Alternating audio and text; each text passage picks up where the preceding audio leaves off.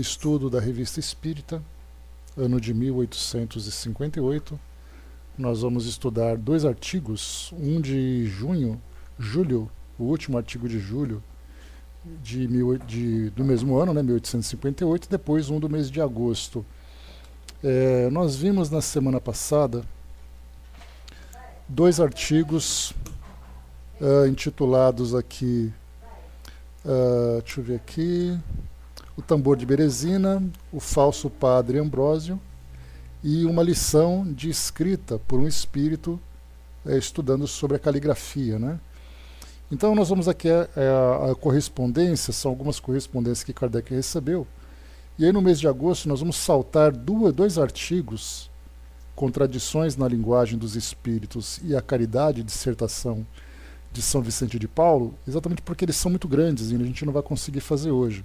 Então a gente salta para o Espírito Batedor de Dibelsdorf, depois a gente volta no próximo encontro para fazer esses 2 artigos. Eles são bem longos, nós vamos talvez fazer em 1 ou 2 estudos, né? Então, para poder encaixar aqui no nosso tempo, aproveitamos então um artigo menor e vamos em frente. Bom, correspondência então, Kardec publica algumas cartas que ele recebeu de leitores da Revista Espírita, assim como também colaboradores, né, da divulgação doutrinária. Então essa carta, Bruxelas, lá na Bélgica, no dia 15 de junho de 1858. Essa carta é assinada pelo senhor Jobá, e ele assina como diretor do Museu Real da Indústria, lá naquele país. Diz assim então: Meu caro senhor Kardec, recebo e leio com avidez vossa revista espírita, e recomendo aos meus amigos não a sua simples leitura, mas o estudo aprofundado do vosso Livro dos Espíritos. Lamento bastante que minhas preocupações físicas não me deixem tempo para os estudos metafísicos, embora os tenha levado bastante longe para pressentir quanto estáis perto da verdade absoluta, sobretudo quando vejo a coincidência perfeita que existe entre as respostas que me foram dadas e as vossas.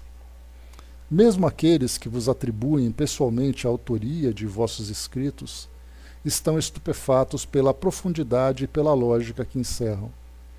Repentinamente e de um salto, vós vos elevastes até ao nível de Sócrates e Platão, pela moral e pela filosofia estética. Quanto a mim, conhecedor do fenômeno e da vossa lealdade, não duvido da exatidão das explicações que vos são dadas, e abjuro todas as ideias que a esse respeito publiquei, enquanto nelas não pensava ver, juntamente com o Sr. Babinet, mais que fenômenos físicos ou charlatanice indigna da atenção dos sábios.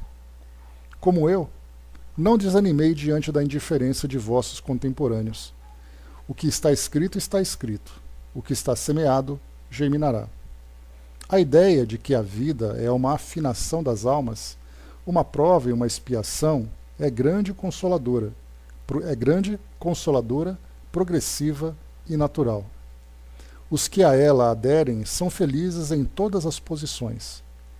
Em vez de se queixarem dos sofrimentos físicos e morais que os oprimem, devem regozijar-se ou, pelo menos, suportá-los com resignação cristã. Aqui uma pequena poesia. Por ser feliz foge ao prazer, é do filósofo a divisa. O esforço feito para o obter custa bem mais do que a juíza.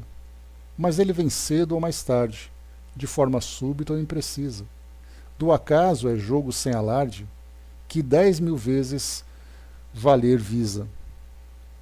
Espero passar brevemente em Paris, onde tenho muitos amigos a ver e bastante coisas a fazer. Deixarei tudo de lado, porém, na expectativa de vos poder levar um aperto de mão. Assina aqui então o Sr. Jobá, diretor do Museu Real da Indústria. Bom dia, dona Miriam. Diz aqui Kardec, então, comentando sobre essa correspondência. Uma adesão tão clara e tão franca da parte de um homem do valor do Sr. Jobá é, sem dúvida alguma, uma preciosa conquista que deve ser aplaudida por todos os partidários da doutrina espírita. Em nossa opinião, porém, apenas aderir é pouco. mais relevante é admitir abertamente que se haja cometido um equívoco. Abjurar ideias anteriores já publicadas, e isso sem qualquer pressão ou interesse, unicamente porque a verdade se tornou patente. Eis aí o que se pode chamar de verdadeira coragem de opinião, sobretudo quando se tem um nome conhecido. Agir assim é peculiar às pessoas de caráter, que sabem colocar-se acima dos preconceitos. Por certo, todos os homens são passíveis de cometer enganos. Entretanto, há grandeza em reconhecer os próprios erros, ao passo que há mesquinhez em sustentar uma opinião que se sabe falsa, unicamente para exibir um prestígio de infalibilidade junto às pessoas comuns. Tal prestígio não poderia enganar a posteridade, que arranca impiedosamente todos os ouropéis do orgulho. Somente ele constrói as reputações. Apenas ela tem o direito de inscrever em seu templo. Esse era verdadeiramente grande pelo espírito e pelo coração. Quantas vezes não está escrito também: esse grande homem foi bem mesquinho. Os elogios contidos na carta do Sr. Jobar nos teriam impedido de publicá-la se tivessem sido dirigidos a nós, pessoalmente. Entretanto, desde que em nosso trabalho reconhece a obra dos espíritos, dos quais não temos sido senão meros intérpretes, todo o mérito lhes pertencendo, nossa modéstia em nada sofreria com uma comparação que só prova uma coisa: que esse livro foi ditado por espíritos de uma ordem superior. Respondendo ao Sr. Jobar, nós lhe havíamos indagado se permitiria que publicássemos sua carta. Ao mesmo tempo, por delegação da Sociedade Parisiense de Estudos Espíritas, tínhamos recebido o encargo de oferecer-lhe o título de membro honorário e correspondente da referida sociedade. Eis a resposta que teve a gentileza de endereçar-nos, da qual nos sentimos muito felizes em poder reproduzir. Ele responde aqui então no dia 22 de junho de 1858, também lá de Bruxelas. Meu caro colega, com perífrases espirituosas, perguntais se eu ousaria confessar publicamente minha crença nos espíritos e no perispírito, em vos autorizar a publicação de minhas cartas e em aceitar o título de correspondente da Academia de Espiritismo que fundastes, o que significaria, como se costuma dizer, ter coragem de sustentar a própria opinião. Confesso que me sinto um pouco humilhado ao ver que empregais as mesmas fórmulas e o mesmo discurso comumente dirigido às pessoas simplórias, quando deveis saber que toda a minha vida foi consagrada à sustentação da verdade e ao testemunho em seu favor, sempre que a encontrava, tanto na física quanto na metafísica. Sei perfeitamente que o papel do adepto das ideias novas nem sempre está livre de inconvenientes. Até mesmo nesse século de luzes, e que podemos ser ridicularizados se dissermos que a luz se fará em pleno dia. No mínimo, seremos taxados de loucos. Porém, como a Terra gira e o Sol haverá de brilhar para todos, faz-se necessário que os incrédulos se dobrem à evidência. É natural também que a existência dos espíritos seja negada por aqueles que só acreditam no que vem. Do mesmo modo que a luz não existe para quantos se achem privados de seus raios. Podemos entrar em comunicação com eles? Eis aí toda a questão. Vede e observai. Aqui mais um versinho, né, mais uma pequena poesia que ele coloca. O tolo nega sempre o que ele não entende. Mesmo o maravilhoso, é-lhe pobre vergel. Ele não sabe nada e nada quer ou aprende. Do incrédulo esse é, pois, um retrato fiel. Disse a mim mesmo, evidentemente o homem é duplo visto que a morte o desdobra. Quando uma metade permanece aqui, a outra vai para algum lugar, conservando sua individualidade. O Espiritismo, portanto, está perfeitamente de acordo com as Escrituras, com o dogma, com a própria religião que crê na existência dos espíritos. E tanto isso é verdade que ela exorciza os maus e evoca os bons. O Vad Retro, ou Veni Creator, dão prova disso. A evocação, portanto, é uma coisa séria e não uma obra diabólica ou charlatanice, como pensam alguns. Sou curioso, não nego, mas quero ver. Jamais me ouviram falar, trazei-me o fenômeno. Em vez de o esperar tranquilamente em minha poltrona, o que não faria o menor sentido, saí correndo à sua procura. A propósito do magnetismo, desenvolvi o seguinte raciocínio, e isso há mais de 40 anos. É possível que homens tão apreciáveis deem-se ao trabalho de escrever milhares de volumes para me fazerem crer na existência de uma coisa que não existe. Tentei em vão, durante muito tempo, obter aquilo que procurava. Como perseverasse, acabei por ser muito bem recompensado, visto ter conseguido reproduzir todos os fenômenos de que ouvira falar. Detive-me, pois, durante 15 anos. Com o aparecimento das mesas falantes, quis saber exatamente como as coisas se passavam. Hoje surge o Espiritismo, e a minha atitude é a mesma.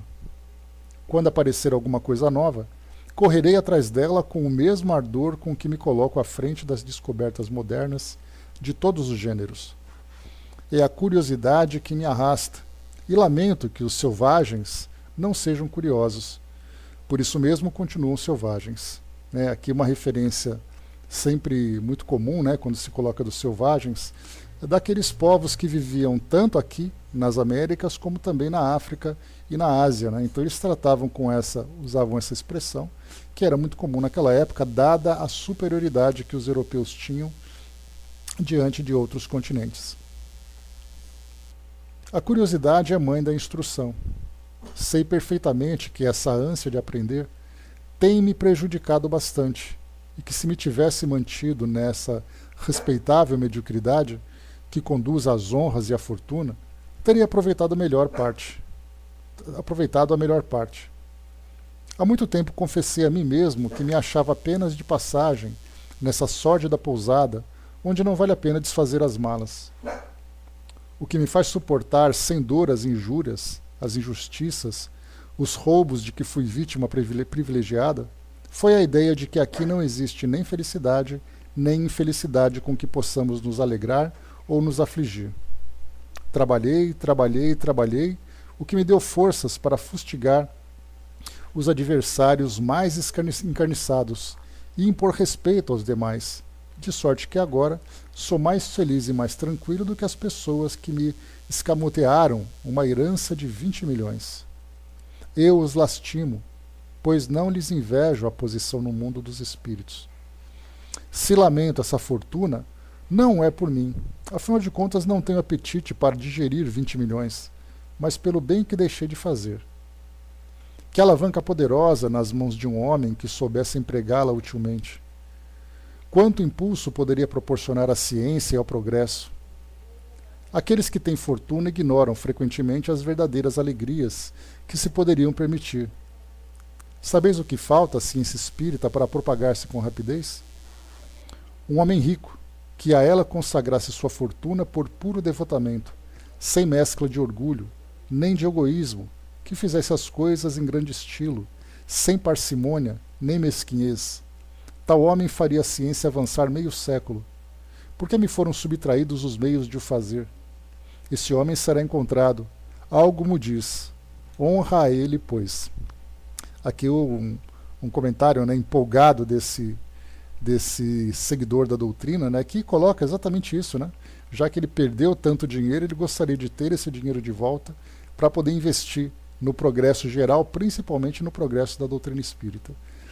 Só que esse tipo de empolgação, sendo mal utilizado, ele acaba sendo mal utilizada, acaba trazendo muito mais prejuízo do que benefício. Então é necessário fazer tudo com muita calma, com muito equilíbrio, sem essa imposição. Vi uma pessoa viva ser evocada. Tive uma síncope até que seu espírito retornasse. Teve uma síncope até que seu espírito retornasse. Deverias evocar o meu, para ver o que vos direi. Poderias evocar o meu, para ver o que vos direi?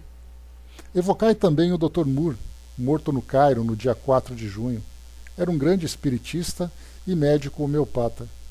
Perguntai-lhe se ainda acredita em gnomos. Certamente está em Júpiter, pois era um grande espírito, mesmo aqui na Terra, um verdadeiro profeta a ensinar o meu melhor amigo. Estará contente com o artigo necrológico que lhe dediquei? Isso está indo muito longe, direis, mas nem tudo são rosas em terdes a mim como correspondente. Vou ler vosso último livro que acabo de receber. À primeira vista, não duvido que ele faça muito bem, ao destruir uma porção de preconceitos, pois soubestes mostrar o lado sério da coisa. O caso Badê é muito interessante. Falaremos dele depois. Todo vosso, Jobbar. Então aqui ele já propõe também fazer a evocação dele, o que aconteceu, nós veremos depois, que ele foi evocado então, uma experiência que realizaram, e lembrando que o Sr. Jobbar ele foi o espírito que, após a desencarnação, se comunicou com Kardec, e ele então foi classificado como espírito feliz. Então, embora ele seja empolgado, muito impetuoso nas coisas que fazia, ele então mantinha um caráter reto, uma pessoa honrosa, uma pessoa dedicada, que acabou depois chegando na condição de espírito feliz. Kardec coloca: seria supérfluo qualquer comentário sobre essa carta. Cada um apreciará sua importância e saberá encontrar, sem dificuldade, essa profundeza e essa sagacidade que, aliada aos mais nobres pensamentos, conquistaram para o autor tão honrosa posição entre seus contemporâneos. Podemos nos gabar de ser loucos, a maneira por que entendem os adversários, quanto temos tais companheiros de infortúnio. A essa observação do Sr. Jobbar: poderemos entrar em comunicação com os espíritos? Eis aí toda a questão. Vede e observai. Acrescentaremos: as comunicações com os seres do mundo invisível não são uma descoberta nem uma invenção moderna. Tem sido praticada desde a mais remota antiguidade, por homens que foram mestres na filosofia e cujos nomes invocamos diariamente em respeito à sua autoridade. Por que razão aquilo que então se passava não mais poderia repetir-se hoje? A carta seguinte foi-nos endereçada por um de nossos assinantes, visto conter uma parte instrutiva que pode interessar a maioria dos leitores e sendo uma prova a mais da influência moral da doutrina espírita. Acreditamos poder publicá-la na íntegra, respondendo para todos as diversas perguntas que encerra. Bordeaux, 24 de junho de 1858. Senhor e caro confrade em Espiritismo, certamente permitireis a um de vossos assinantes e a um de vossos leitores mais atentos que vos dê esse título, porquanto essa doutrina admirável há de enlaçar fraternalmente todos os que a compreendem e praticam. Em um de vossos números anteriores, falastes de desenhos extraordinários, feitos pelo Sr. Victorien Sardou, representando habitações do planeta Júpiter. A descrição que nos fizestes, como certamente a muitos outros, dá-nos vontade de os conhecer. Poderíeis dizer-nos se esse senhor tem intenção de os publicar?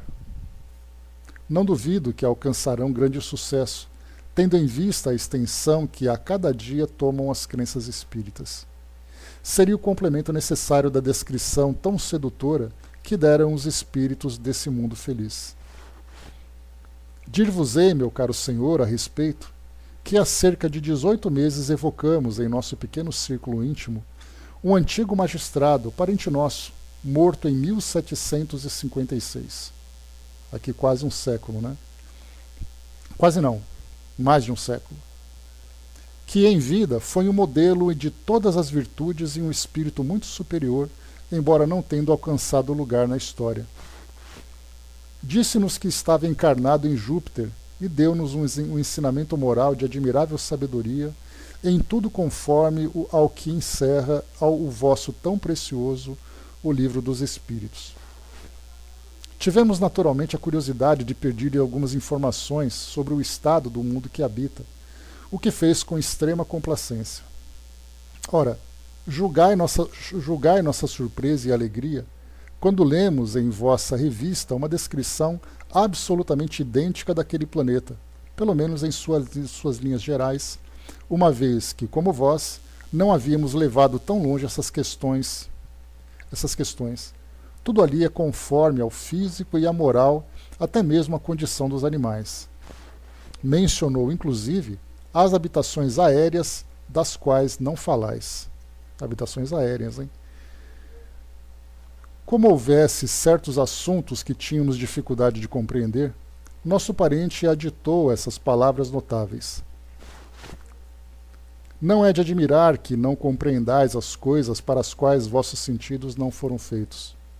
Porém, à medida que avançardes em ciência, compreendê-la-eis melhor nosso pensamento e elas deixarão de vos parecer extraordinárias. Não vem longe o tempo em que recebeis esclarecimentos mais completos sobre esse ponto. Os espíritos estão encarregados de vos instruir a respeito, a fim de vos dar um objetivo e vos estimular ao bem. Então, esse trecho foi uma menção do espírito para esse correspondente. Lendo vossa descrição e o anúncio dos desenhos de que falais, pensamos naturalmente que esse tempo havia chegado. Certamente os incrédulos censurarão esse paraíso dos espíritos, como tudo criticam, inclusive a imortalidade e até mesmo as coisas mais santas. Sei muito bem que nada prova materialmente a veracidade dessa descrição. Entretanto, para todos os que creem na existência e nas revelações dos espíritos, essa coincidência não é um convite à reflexão? Fazemos uma ideia dos países que nunca vimos pela descrição dos viajantes, desde que haja coincidência entre eles. Por que não se daria o mesmo em relação aos espíritos? No estado sob o qual nos descrevem o planeta Júpiter, haverá qualquer coisa que repugne a razão? Não. Tudo está conforme a ideia de que nos dão as existências mais perfeitas. Direi mais, conforme as Escrituras, que faço questão de um dia demonstrar. A mim, isso parece tão lógico e tão consolador que seria penoso renunciar à esperança de habitar esse mundo afortunado, onde não há maus, nem invejosos, nem inimigos, nem egoístas, nem hipócritas. Eis porque me esforço para um dia merecer viver nesse lugar. Em nosso pequeno círculo, quando algum de nós parece ter pensamentos muito materiais, nós lhe dissemos: cuidado, senão não ireis para Júpiter. E somos felizes em pensar que esse futuro nos está reservado, quando não na próxima etapa, pelo menos em uma das seguintes. Obrigado, pois, a vós, meu caro irmão, por nos terdes aberto esse novo caminho da esperança. Considerando-se que obtivestes revelações tão preciosas sobre aquele mundo, deveis tê-las igualmente logrado de outros que compõem nosso sistema planetário. É a vossa intenção publicá-las? Isso daria um conjunto dos mais interessantes. Olhando os astros, deleitar-nos-íamos em pensar nos seres tão variados que os povoam.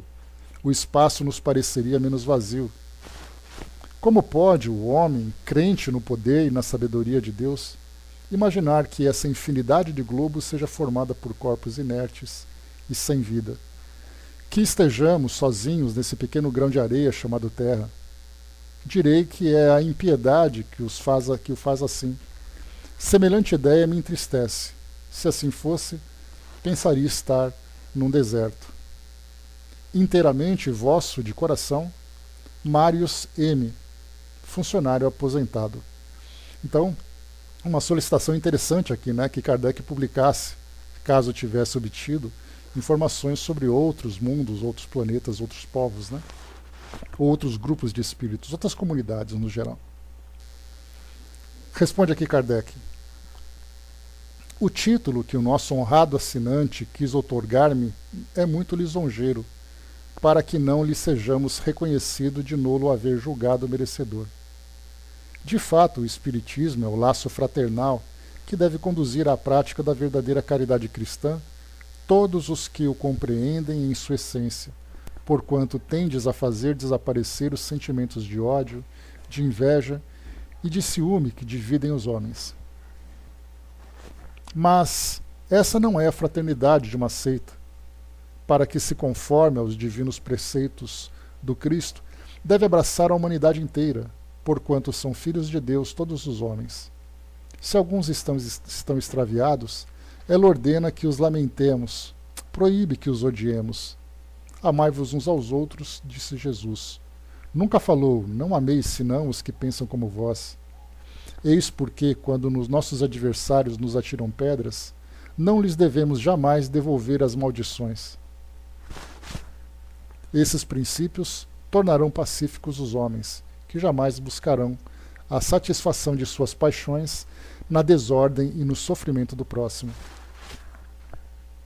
Os sentimentos de nosso honrado correspondente estão registrados com uma elevação para que nos persuadamos de que entende a fraternidade tal como deve ser, na sua mais ampla acepção.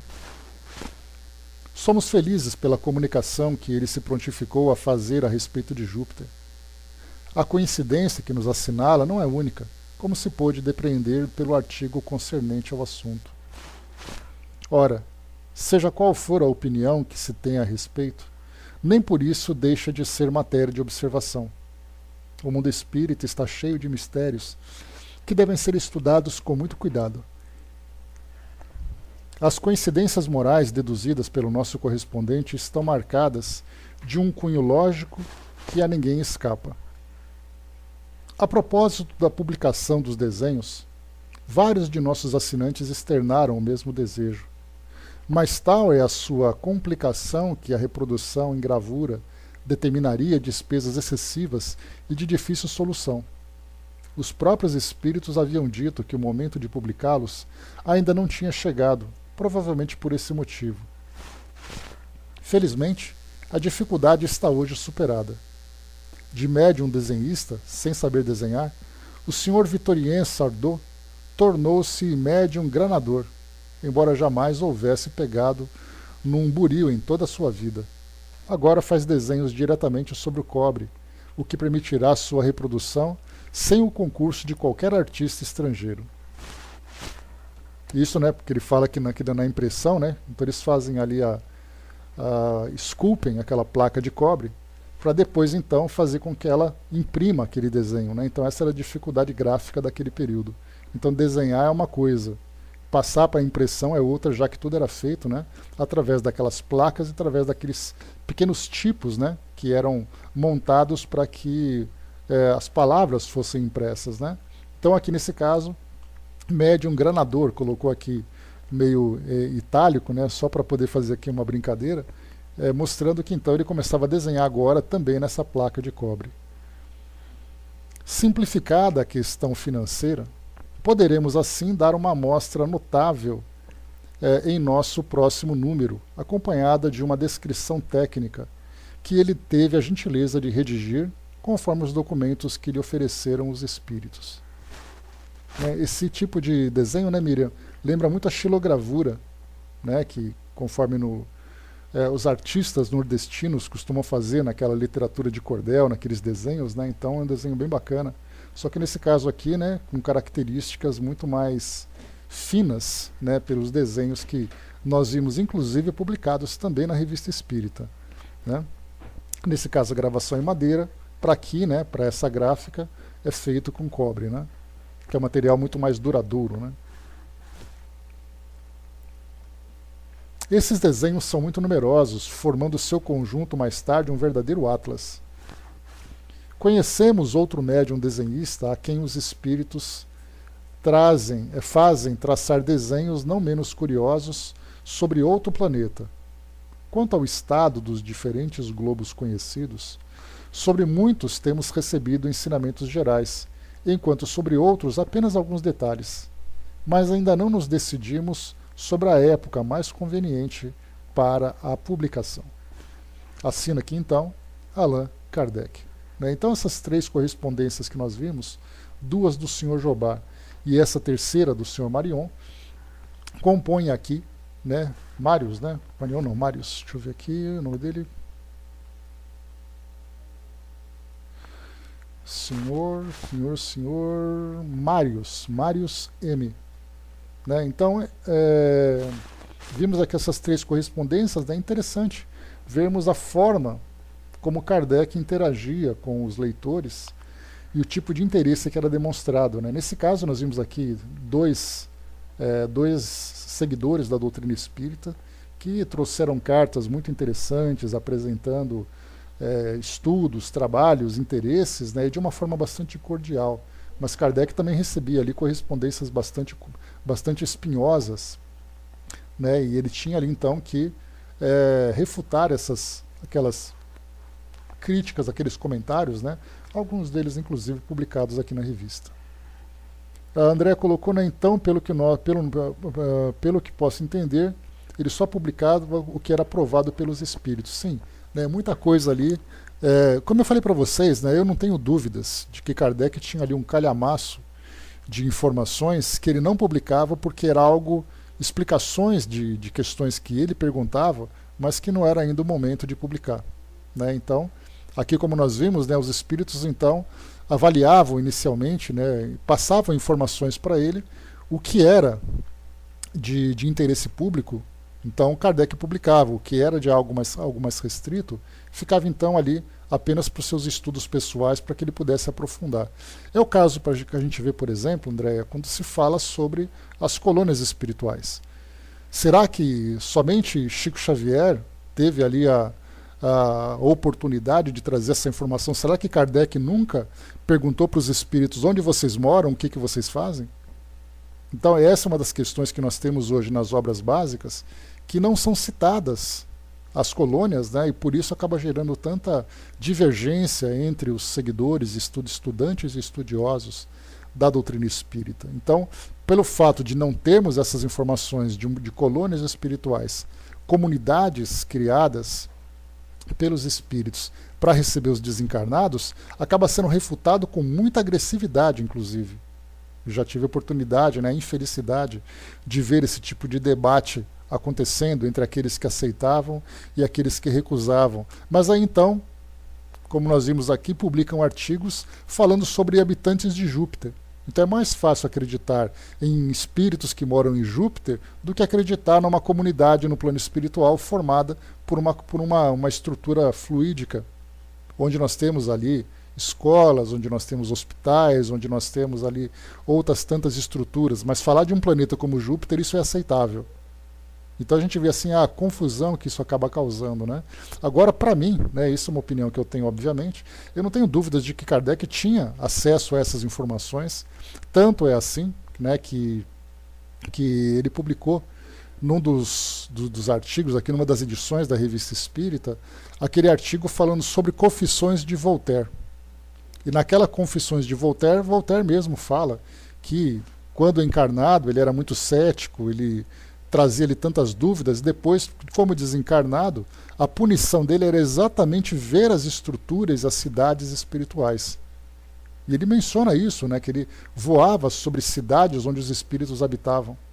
Se Kardec publicou isso sem fazer nenhum tipo de comentário, né, não é à toa, ele não colocaria uma informação dessa simplesmente a título de curiosidade, pensando, né, na polêmica que isso poderia gerar.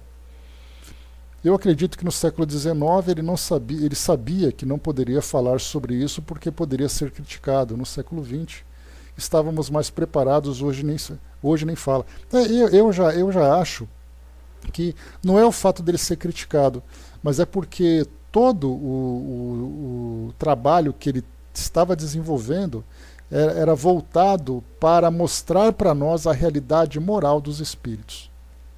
Então ele falava sobre a felicidade, a infelicidade, a condição do espírito no plano espiritual, a partir da forma como ele vivia, sua crença ou tudo mais.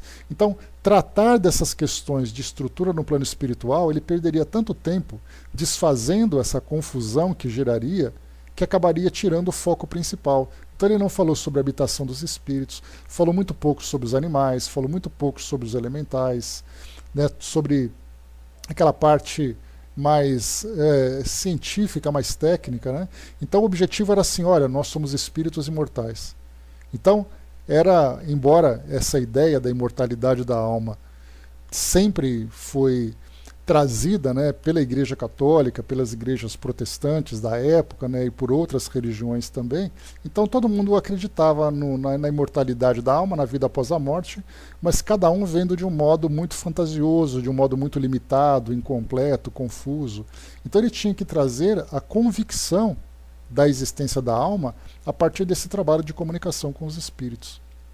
Então o foco dele não era dizer onde os espíritos viviam, mas era para dizer como eles estavam vivendo. E esse como dizia respeito muito mais às questões morais. Então ele teve que focar nessa parte, falar assim, olha, você é realmente um espírito imortal e você vai continuar vivo. E você vai continuar vivo dependendo disso ou daquilo. Né? Então, a partir dali, então, né, dessa base formada, então nós desenvolveríamos para outras tantas áreas. Né? Então, lembrando que se nosso lar chegou ali por volta de 1939, nós estamos falando ali de aproximadamente 80 anos depois, praticamente, quase 80 anos, ou um pouco, deixa eu ver, um pouco mais, 82 anos para ser mais preciso, da publicação do Livro dos Espíritos, quase um século depois. Foi tocado no assunto de comunidades no plano espiritual. Mas aí nós pensamos, será que Kardec nunca teve curiosidade de perguntar para um espírito onde ele mora?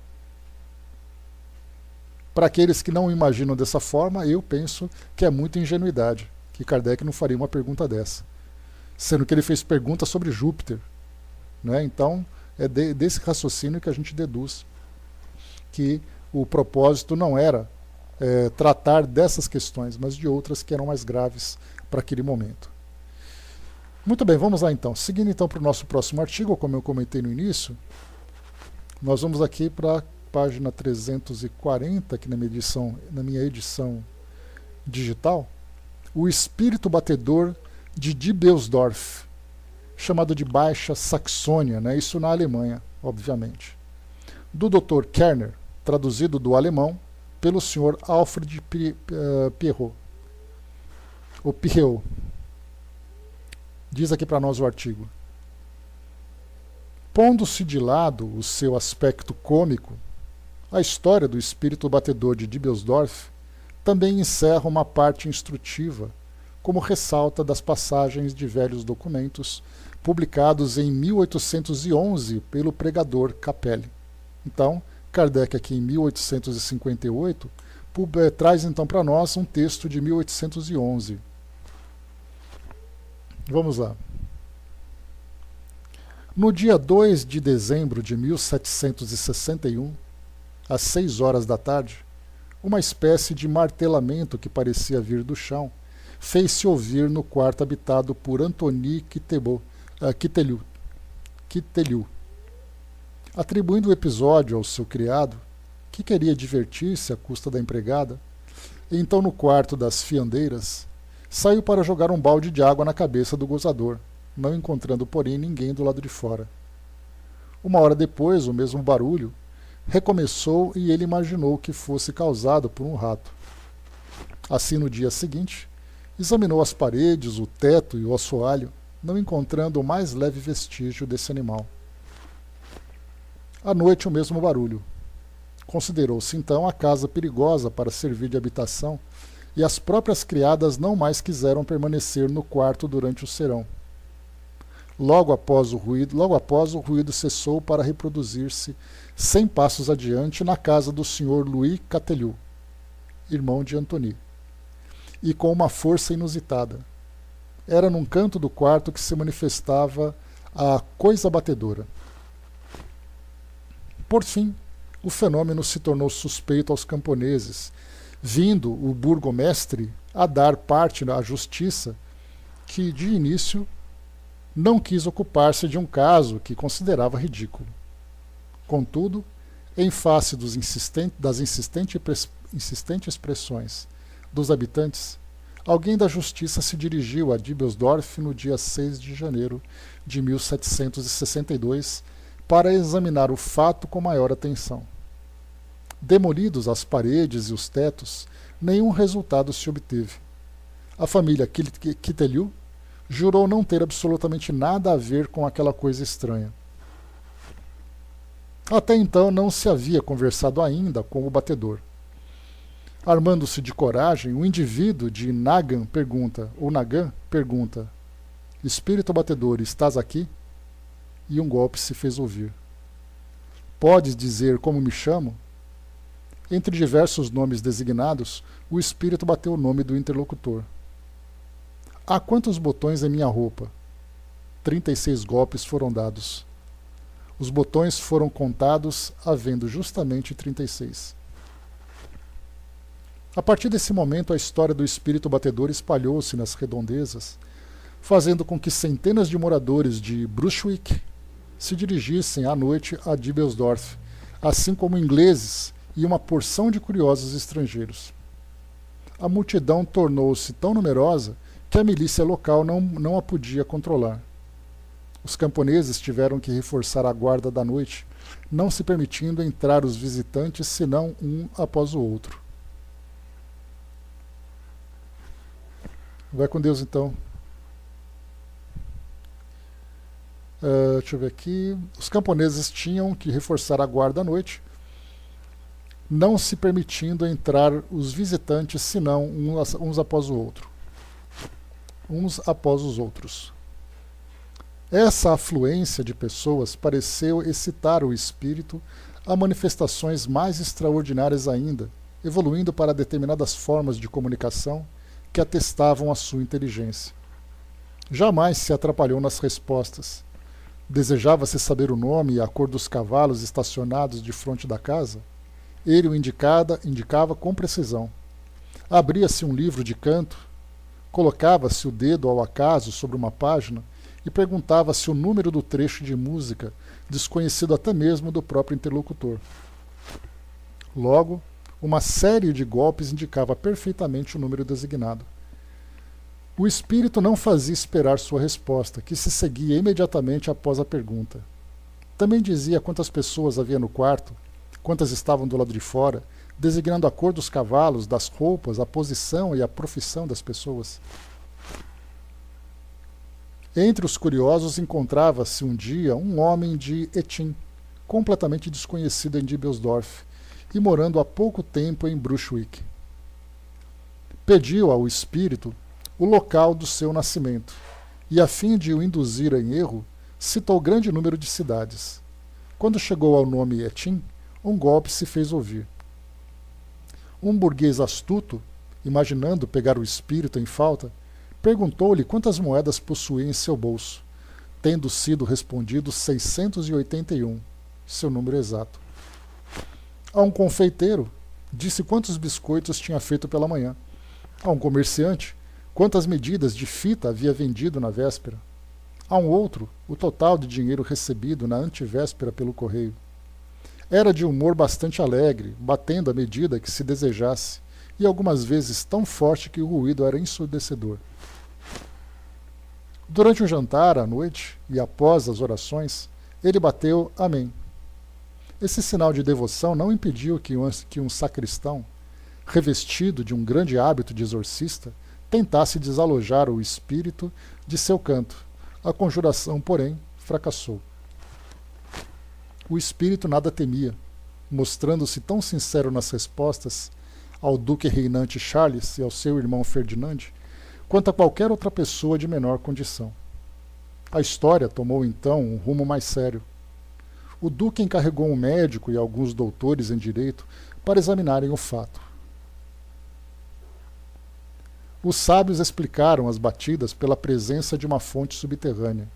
Mandaram cavar um poço de 8 pés de profundidade e naturalmente encontraram água, considerando-se que Diebelsdorf está situada em região baixa. A água que jorrou inundou o quarto, mas o espírito continuou a bater em seu canto habitual. Os homens de ciência imaginaram então que estavam sendo vítimas de uma mistificação, concedendo ao doméstico a honra de tomar o lugar daquele espírito tão bem instruído. Sua intenção era enfeitiçar a criada. Todos os habitantes do vilarejo foram convidados a ficar em casa num dia determinado. O doméstico foi mantido à vista porque, segundo a opinião dos sábios, devia ser o culpado, mas o espírito respondeu novamente a todas as perguntas. Reconhecido inocente, o serviçal foi posto em liberdade. A justiça, porém, queria um autor para o delito, acusando o casal Quetelut pelo barulho de que se queixavam, embora fossem pessoas benevolentes, honestas e irrepreensíveis em todas as coisas e tivessem procurado as autoridades desde o início das manifestações. Por meio de promessas e ameaças, uma jovem foi forçada a testemunhar contra seus patrões. Em consequência, foram eles presos, malgrado as retratações posteriores da mocinha e a confissão formal de que suas primeiras declarações eram falsas e lhe foram arrancadas pelos juízes. O espírito continuou a bater. Mesmo assim, o casal Quetelut foi mantido na prisão durante 3 meses, sendo libertados sem indenização após o término desse prazo, muito embora os membros da comissão assim tivessem concluído seu relatório. Então aqui agora, trecho do relatório que eles escreveram, né? Todos os meios possíveis para descobrir a causa do barulho foram infrutíferos. Talvez o futuro nos esclareça algo a respeito. O futuro ainda nada ensinou. O espírito batedor manifestou-se desde o início de dezembro até março, época em que deixou de se fazer ouvir. Voltaram a pensar que o criado, já incriminado, devia ser o autor de todas essas peças de mau gosto. Contudo, como poderia ter se livrado das armadilhas estendidas pelos duques, juízes e tantas outras pessoas que o interrogaram? Aqui então Kardec faz um comentário sobre esse artigo agora, né? Pois é, sempre, né, Andréia? Observação. Se quisermos nos referir à data em que se passaram as coisas que acabamos de narrar e compará-las às que ocorrem em nossos dias, encontraremos uma identidade perfeita na maneira das comunicações e até mesmo na natureza das perguntas e respostas. Nem a América, nem nossa época descobriram os espíritos batedores, da mesma forma que não descobriram os outros espíritos, como os demonstraremos por inúmeros fatos idênticos mais ou menos antigos. Há, todavia, entre os fenômenos atuais e os de outrora, uma diferença capital. Esses últimos eram quase todos espontâneos, ao passo que os nossos se produzem quase à vontade de certos médiuns especiais. Essa circunstância permitiu melhor estudá-los e aprofundar-lhes a causa. A essa conclusão dos juízes, talvez o futuro nos esclareça algo a respeito, hoje o autor não responderia. O futuro ainda nada ensinou. Vivesse esse autor e saberia que o futuro, ao contrário, ensinou tudo, e mais esclarecida do que há um século, a justiça de nossos dias, a propósito das manifestações espíritas, não cometeria os equívocos que recordam os cometidos na Idade Média. Né, aqui falando sobre prisão, sobre exorcismos, sobre as punições feitas pela Inquisição, aquela coisa toda, né? Nossos próprios sábios já penetraram bastante os mistérios da natureza para não se deixarem levar pelas coisas desconhecidas. Têm sagacidade suficiente para não se exporem, como fizeram seus antecessores, aos desmentidos da posteridade em detrimento de sua reputação. Se algo desponta no horizonte, não se apressam em dizer não é nada, por temer que esse nada seja um navio. Se não o veem, calam-se e esperam. Eis aí a verdadeira sabedoria. Né? Então Kardec trouxe para nós esse artigo, nesse comentário sobre esse texto publicado naquela época, coisa de 50 anos mais ou menos, né? 40, 50 anos, e mostrando, né, que as mesmas dúvidas que tinham no passado eram dúvidas também daquele presente, só que agora com a doutrina, né, e não com a doutrina em si, mas com o desenvolvimento dessas técnicas de comunicação, falar com os espíritos esclarecia, muitos desses temas tão duvidosos, né? Deixa eu ver aqui. Eu tenho aqui agora alguns comentários. O próximo artigo que eu vou colocar aqui também, avançando um pouco mais, já que nós temos ainda um tempinho, o próximo artigo, saindo agora desses dois que nós lemos, né, das comunicações e do espírito batedor de Dubelsdorff, nós entraremos agora observações a propósito dos desenhos de Júpiter. Vamos emendar aqui, aproveitando as comunicações naquela correspondência que falava sobre esse assunto. Então, avançando. São trechos pequenos, né, que dá para a gente depois controlar, né, para os nossos próximos temas. Estamos inserindo, agora nós já estamos no mês de agosto, né, do mês da Revista Espírita, mês de agosto de 1858, a partir desse artigo anterior que nós lemos, né, e dois anteriores também. Estamos inserindo nesse número da revista, conforme havíamos anunciado, o desenho de uma habitação de Júpiter, executado e gravado pelo Sr. Victorien Sardou como médium, ao qual acrescentamos o artigo descritivo que teve a gentileza de escrever a respeito. Seja qual for sobre a autenticidade dessas descrições, a opinião do que nos poderiam acusar de nos ocuparmos do que acontece nos mundos desconhecidos, quando há tanto que fazer aqui na Terra, rogamos aos nossos leitores não perderem de vista que o nosso objetivo, como indica o subtítulo da revista, é antes de tudo o estudo dos fenômenos, nada devendo, portanto, ser negligenciado. Ora, como fato de manifestação, esses desenhos são, incontestavelmente, os mais notáveis se considerarmos que o autor não sabe desenhar nem gravar, e que o desenho que oferecemos foi por ele gravado em água forte. Só um instantinho. Em água forte. Peraí, deixa eu pegar a emenda aqui do texto que saltou aqui. Tá. Gravada em água forte, sem modelo nem ensaio prévio, em 9 horas. Supondo que esse desenho seja uma fantasia do espírito que o traçou, o simples fato de sua execução não seria um fenômeno menos digno de atenção. E a esse título, cabe à nossa coletânea torná-lo conhecido bem como a descrição que dele nos deram os espíritos, não para satisfazer a vã curiosidade das pessoas fúteis, mas como objeto de estudo para quantos desejarem aprofundar-se em todos os mistérios da ciência espírita. Incorreria em erro quem acreditasse que fazemos da revelação de mundos desconhecidos o objetivo capital da doutrina. Para nós isso não constituiria senão um acessório, que julgamos útil como complemento de estudo. Para nós, o essencial será sempre o ensinamento moral, de sorte que procuramos nas comunicações do além-túmulo, sobretudo aquilo que possa esclarecer a humanidade e conduzi-la ao bem, o único meio de lhe assegurar a felicidade nesse e no outro mundo. Não se poderia dizer o mesmo dos astrônomos, que igualmente sondam os espaços, e perguntar qual seria a utilidade para o bem da humanidade, saberem calcular com precisão rigorosa a parábola de um astro invisível. Nem todas as ciências têm um interesse eminentemente prático. Entretanto, a ninguém ocorre tratá-las com desdém, porque tudo que amplia o círculo das ideias contribui para o progresso.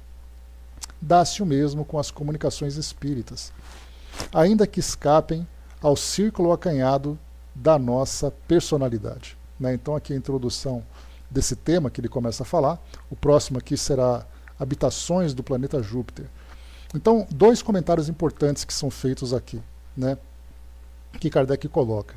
Mesmo que esses desenhos não reflitam a verdade, só o fato deles terem sido desenhados através de uma técnica, de uma prática mediúnica, que nesse caso seria talvez uma psicopictografia, né, ou uma psicografografia, qualquer coisa desse tipo, né, ou uma psicografia, né, do desenho mesmo em vez de texto, já seria algo importante. Então, muitas vezes nós vemos exatamente isso. As pessoas leem um livro e dizem assim, olha, eu não acredito no que esse espírito disse. Então, acaba não percebendo o fato do espírito ter dito. Não importa se é verdade ou se é mentira, mas o fenômeno em si já é suficiente para chamar nossa atenção. E aqui, então, nós analisamos o espírito, o médium e tudo mais, e temos, então, o desenho aqui como incentivo para o nosso estudo, para o nosso trabalho. A Miriam colocou, né, eu fico curiosa como que, com tantos recursos da doutrina, ainda assim, muitos ignoram, mediante a busca de explicações, esses recursos. Né? Mas é aquela dúvida clássica que todo mundo tem, né? Porque inicialmente nós temos uma ideia pré-concebida e a gente procura, de todas as formas, manter essa ideia viva, né? Que é o caso, por exemplo, sobre aquilo que tem no mundo espiritual, sobre a vida após a morte e tudo mais. Né? Então, aos poucos a gente vai mudando, né? Então, só que essas informações que chegam para nós, elas têm que ser realmente convincentes, porque do contrário nós continuamos mantendo ainda aquela nossa clássica dúvida, né? Ou aquela clássica incerteza. Bom dia, Andréia.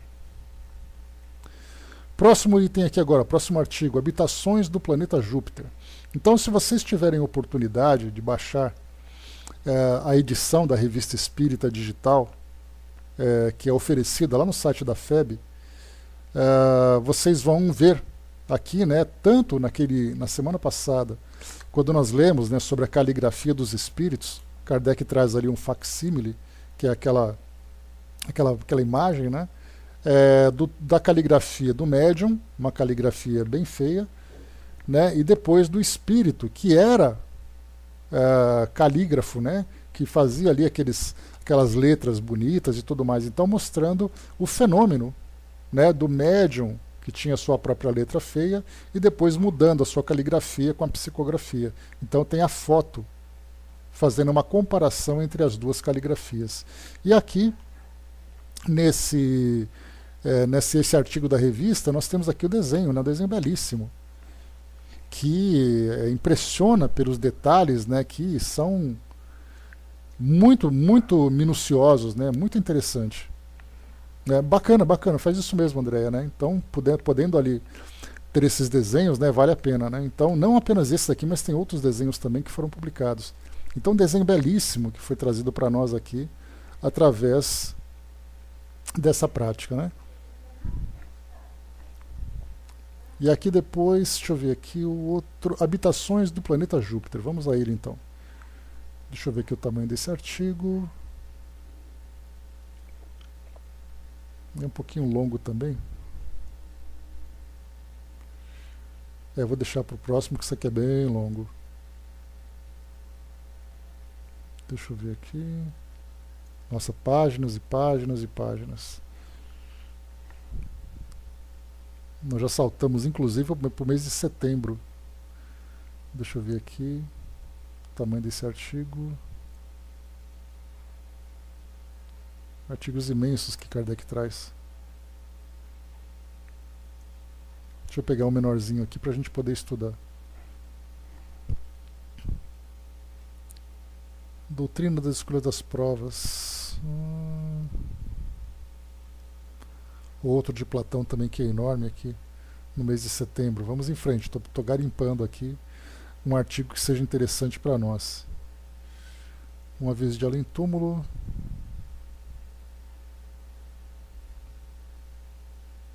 Aqui. É grande também.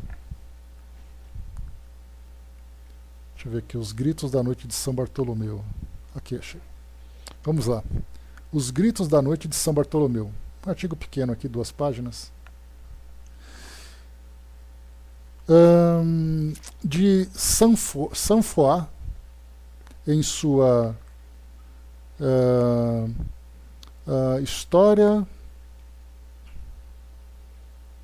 Aqui está em francês, né? Histoire de l'Ordre du Saint-Esprit, edição de 1778, cita a seguinte passagem, retirada de uma coletânea escrita pelo Marquês Christophe Juvenal des Ursis, tenente-general do governo de Paris, lá pelos fins do ano de 1500 1872 e imprimida em 1601.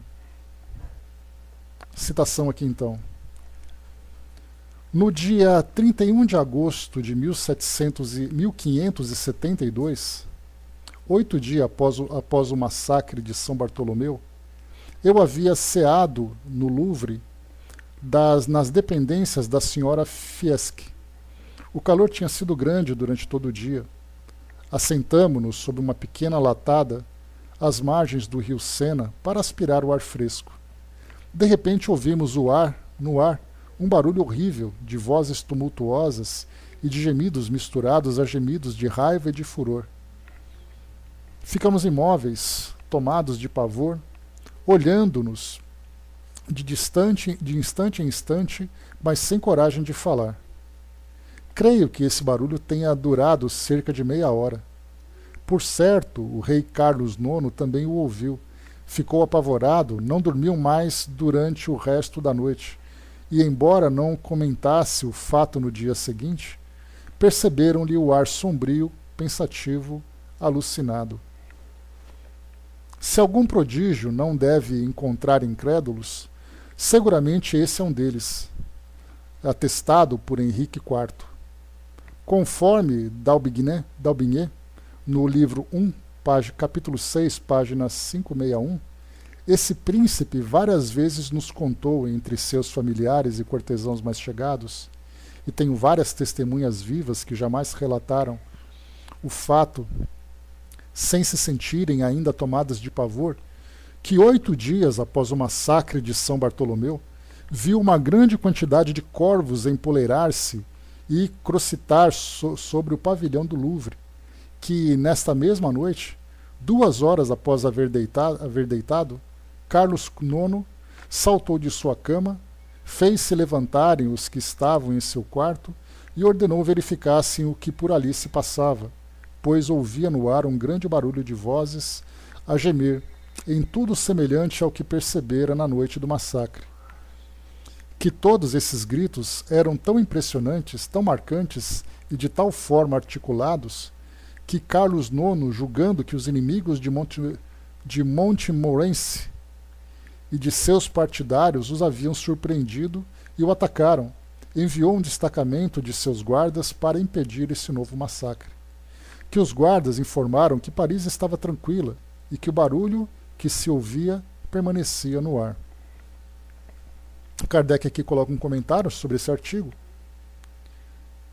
O fato narrado por Saint-Foix e Juvenal des Ursis tem uma analogia com a história do fantasma da senhorita Clairon, relatado em nosso número do mês de janeiro, com a diferença de que, nessa ocasião, um único espírito se manifestou durante 2 anos e meio, ao passo que, depois da noite de São Bartolomeu, uma quantidade inumerável de espíritos teria feito o ar retinir apenas por alguns instantes. Aliás, esses 2 fenômenos têm evidentemente o mesmo princípio que o dos demais, fatos contemporâneos e da mesma natureza que já relatamos, deles não diferenciando senão pelo detalhe da forma. Interrogado sobre a causa dessa manifestação, vários espíritos responderam que era uma punição de Deus, o que é fácil de compreender. Né?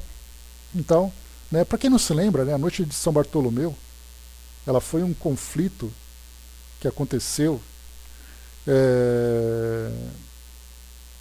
na França, se eu não me engano, envolvendo huguenotes, que eram os protestantes e católicos. Então houve um massacre, uma perseguição muito grande, e mais de, segundo relatos, 3.000 pessoas foram assassinadas nessa noite por causa dessa perseguição religiosa, porque o reino,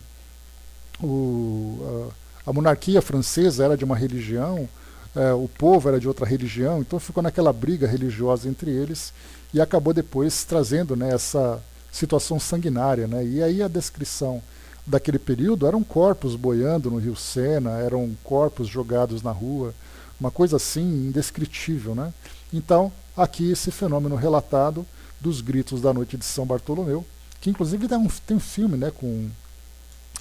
filme, contando um pouco dessa história, um livro também psicografado, um romance, que eu tive a oportunidade de ler, chamada exatamente A Noite de São Bartolomeu, e aí conta um pouco, né, daquilo que aconteceu, né, de algumas personagens que estavam envolvidas, como aconteceu a perseguição, ou as perseguições, as mortes que foram também provocadas, né? E aí então, assim como aqui nós ouvimos A Noite de São Bartolomeu, alguns relatos, aqui só título de curiosidade para a gente poder concluir o estudo, alguns relatos diziam que na fronteira entre Brasil e Paraguai também se ouviam, né, em algumas fazendas, gritos e gemidos de pessoas que teriam morrido na Guerra do Paraguai, exatamente naquela localidade ali, né, na fronteira do Brasil e Paraguai.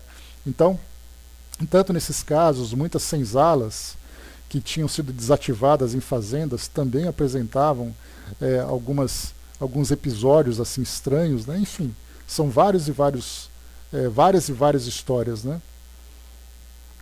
Marion lembrou, tem também a série que fala sobre a vida de Luís IV Versalhes, né? Conta um pouco desse fato, né? Então está ali também o relato da Marion colocando para nós, né? Então, para quem quiser se aprofundar um pouco, né, só dá uma pesquisada depois sobre a Noite de São Bartolomeu, como aconteceram, né,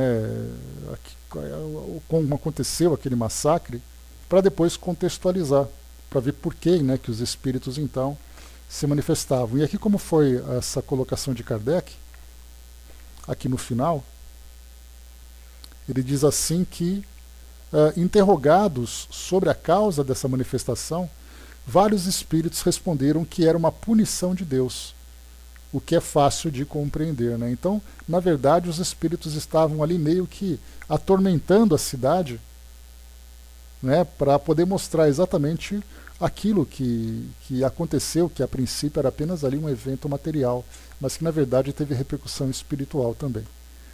Então, muito bem, meus amigos, encerrando por aqui o nosso estudo de hoje, então, vimos aqui mais um artigo, foi então aqui Correspondência, o Espírito Batedor de Dibelsdorf, vimos ali também sobre Júpiter, deixa eu voltar aqui rapidamente, vimos aqui sobre observações a propósito dos desenhos de Júpiter, e depois aqui no mês de setembro, os gritos da noite de São Bartolomeu. Então temos vários artigos aqui que eu acabei saltando, mas a gente volta depois para tratar aqui então. Esses são os artigos pendentes. Contradições na linguagem dos espíritos, a caridade, dissertações de São Vicente de Paulo. Depois nós vamos para habitações do planeta Júpiter, propagação do espiritismo, Platão, a doutrina de escolha das provas, uma advertência de além-túmulo. E aí depois, né, temos aqui os gritos de São Bartolomeu. E é o interessante que depois, no próximo artigo, Conversas Familiares de Além-túmulo, a senhora Schwabenhaus, letargia estática. Então vamos aproveitar aqui esse artigo também sobre essa letargia para complementar, para ilustrar aquilo que nós estamos estudando no Livro dos Espíritos, né? Lá sobre letargia, catalepsia e morte aparente. Nós já lemos 2 artigos ontem para poder nos ajudar aqui no melhor entendimento. Então temos mais um artigo aqui à mão para aproveitarmos